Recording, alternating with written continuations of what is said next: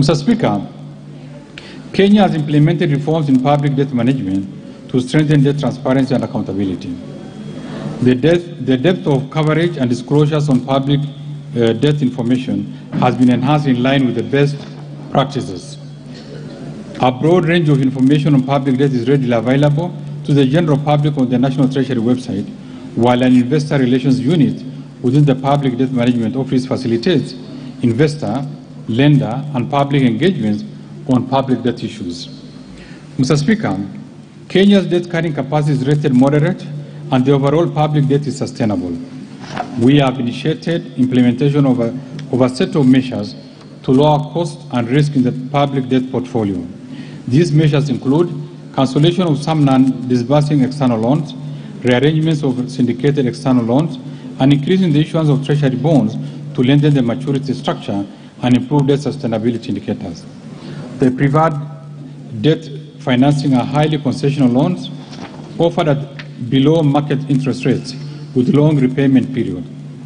Recourse to commercial borrowing has been maintained at minimum levels. Mr. Speaker, the current legal numerical public debt ceiling has constrained public funding of projects, while at the same time failing to consider the effects of external shocks on the economy. In this regard, we propose to replace the debt ceiling with a debt anchor and set it at 55% of debt to GDP in present value terms.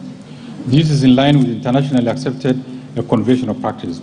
Further, we provided a requirement that the Cabinet Secretary National Treasury reports to Parliament whenever the debt level swings beyond the threshold with time-bound remedial actions. This approach ensures that debt remains within sustainable levels and entrenches accountability and transparency in public debt management. I have forwarded to this August House the necessary changes to the PFM marks to align ourselves with this desired position and request that the House consider it favorably. Mr. Speaker, the Public-Private Partnership Program has gained traction, and under the new PPP Act 2021 that has reduced the number of approval processes, introduced timelines, and strengthened the institutional framework by elevating the PPP unit to a directorate in the National Treasury. So far, the government has achieved closure on a number of projects, of which a key one seeks to deliver over 400